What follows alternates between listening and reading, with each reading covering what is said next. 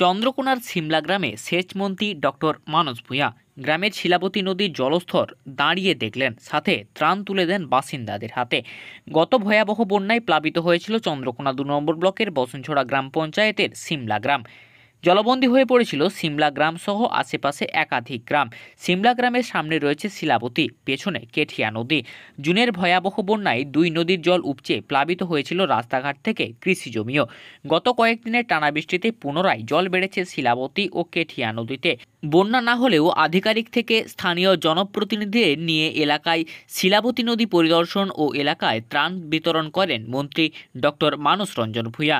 মন্ত্রীর থেকে ত্রাণ নিতে রীতিমতো হুড়োহুড়ি পড়ে যায় এলাকায়।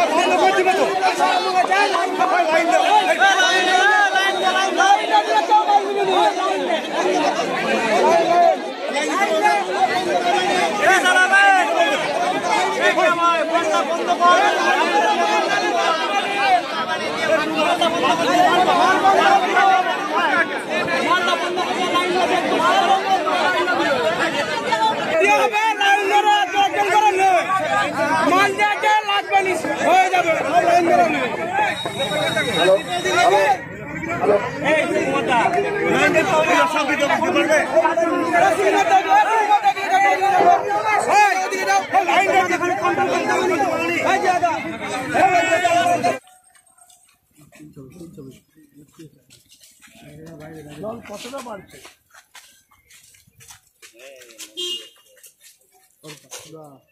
বৃষ্টিটা যদি আজকে না হয় কমে যাবে।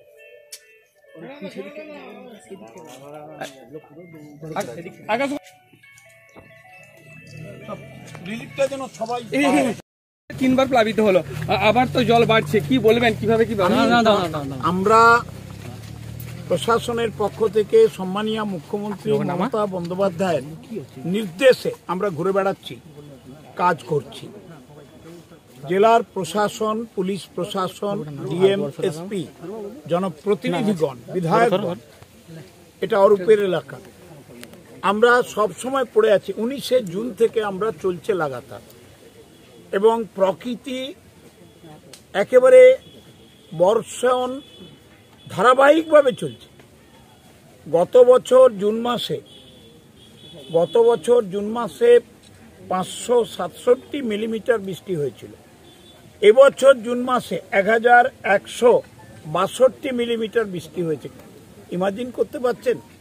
ইদানিংকালে এই বৃষ্টি কখনো হয়নি। তার উপর দুটো দিক থেকে স্রোত হুড়হুড় করে ঢুকছে মেদিনীপুর জেলায়। একটা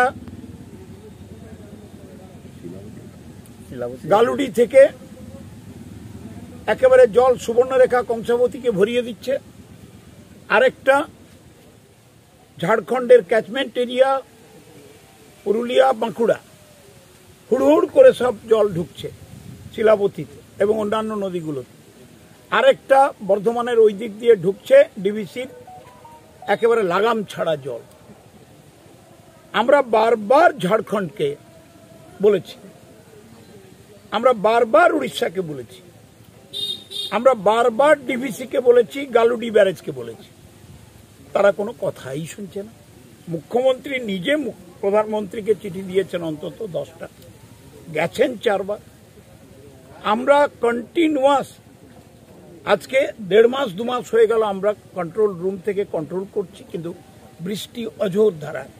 আমার জ্ঞাত সারে, আমি তো 52 বছর পাবলিক লাইফে আছি, 44 বছরের এমএলএ, এরকম জুন মাসের প্রথম থেকে বৃষ্টি আমি তো বাবু দেখিনি। কিন্তু আমাদের মুখ্যমন্ত্রী বলেছেন এতটুকু ফাঁক রাখা যাবে না। সেচ দপ্তর, দুর্যোগ মোকাবেলা দপ্তর, খাদ্য দপ্তর, বিদ্যুৎ দপ্তর, পিএইচই দপ্তর পানীয় জলের, পুলিশ প্রশাসন, সাধারণ প্রশাসন, জনপ্রতিনিধিরা, দেখুন এখানে অরূপ উপস্থিত হয়ে গেছে, আশিস বাবু উপস্থিত হয়ে গেছে, পঞ্চায়েত সমিতির সব সভাপতি উপস্থিত হয়ে গেছেন, পুলিশ প্রশাসন দেখুন, এসডিপিও সাহেব উপস্থিত হয়ে গেছেন, এডিএম আছেন, এসডিও নিজে সুমন বাবু আছেন। পুলিশের পক্ষ থেকে সাহায্য করা হচ্ছে, বিভিন্ন ক্যাম্পে মেটেরিয়াল দেওয়া হচ্ছে, সবই প্রশাসন, সবার উপরে মমতা ব্যানার্জি।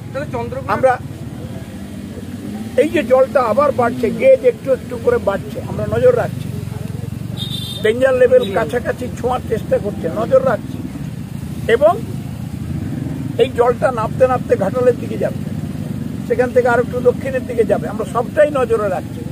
ঈশ্বরের আশীর্বাদ, আমার চিফ ইঞ্জিনিয়ার আমার সঙ্গে ঘুরছেন, দেখুন সুব্রত সাথে নিজে দাঁড়িয়ে আছে, এবং 1.5 মাস মেদিনীপুরে পোস্টেড হয়ে রয়েছে, হেডকোয়ার্টার ছেড়ে দিয়ে। মুখ্যমন্ত্রী মমতা ব্যানার্জির একটাই কথা, তাদের বলবেন প্রকৃতিকে তো বেঁধে রাখতে পারবো না, আর ওই ডিভিসির জল ছাড়া আর গালুডির জল ছাড়া বারবার বলা সত্ত্বেও আমরা আটকাতে পারছি না। আজকে ইস্টার্ন জোনাল কাউন্সিলের মিটিং হচ্ছে রাঁচিতে, সেখানে আমাদের অর্থমন্ত্রী গেছেন, সেখানে অর্থ সচিব, তারা রাজ্যের কথা বলবেন, মুখ্যমন্ত্রীর কথা বলবেন। আমরা মাঠে আছি, এইটুকু আশ্বস্ত করতে পারি, সরকার এবং মুখ্যমন্ত্রী মানুষের পাশে আছেন, আমরা থাকব। আপনাদের কাছে আমাদের প্রার্থনা, আমাদের মিডিয়া ভাইদের কাছে, আপনারাও সদর্থক মন নিয়ে মানুষের পাশে দাঁড়িয়ে সাহায্য করুন, আমরা কাজ করব। একাধিক জায়গায় তো শিলাবতী নদীর বাঁধ এখনো ভাঙা আছে। আরে ভাই, এখন যদি জল হুড় করে ঢুকে, তুমি বাঁধতে পারবে? সারা বিশ্বে এমন কোন দেশ আছে যখন জল হুড় করে ঢোকে তখন বাঁধা যায়?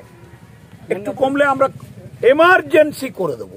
সেচ দপ্তরের কাজে কি কোথাও বিলম্ব হচ্ছে? না, কোনো 1 মিনিটও না, যে কাজগুলো চলছিল কোনো, আরে জল যেখানে হুড় করে না ঢুকে যাচ্ছে, একটু টাইম লাগছে, সেগুলো আমরা করে দেবো, কোনো অসুবিধা হবে না।